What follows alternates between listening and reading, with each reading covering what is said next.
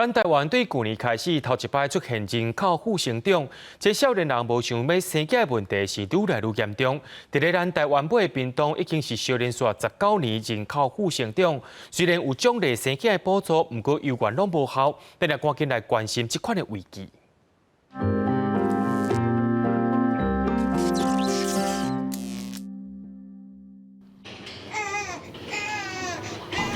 进来喽。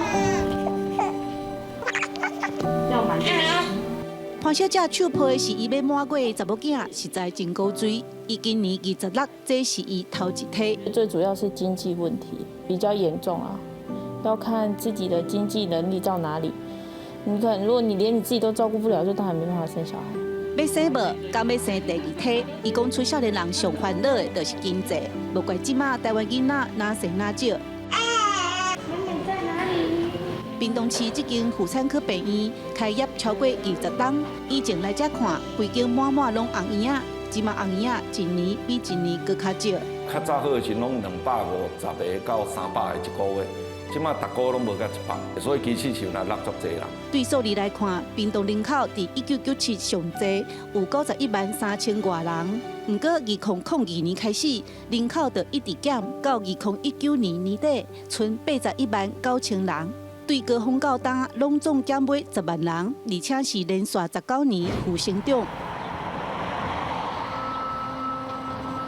其实，规个屏东33个乡镇有32个拢有生育补助，其中李港会使讲是全国上好。今年已经发出2笔第5梯15万的补助，不过人口嘛是逐年在减。虽然人口数无讲达到一定预期的效果啦，但是阮嘛是想讲吼。 咱既然有这个财政，阮嘛是一定把这个社会福利，有这个生育补助这方面，继续加延长，就是先甲做更较好。对啊，他们贴纸是会排队的。李港乡因为有刷少回馈金，对10档前就推出生育补助，即马生第1个到第5个拢有补助，不过也是无效。 我想，一个孩子的培育的过程当中，不是只有一次生育津贴就能够解决他的教养的问题，尤其是照顾的成本也非常的高。那你说像读幼儿园，那像他一路栽培他的时候所要精力的发挥，囡仔生了少，少年的拢出外打拼，剩老大人伫厝内，6都以外的县市其实拢有同款的危机。不止屏东南部，其实有一些年轻人他可能有一些行业。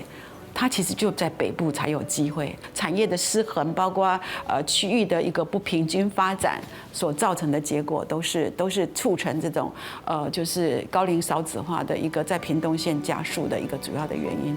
吴丽说讲，县府这几档设农业大学、青年学院等等，都是想要甲少年人留落来，对老大人的照顾嘛做真济。若无人口继续老化消失，对整个产业冲击会哪来哪大。记者陈家文、赖伟做屏东报道。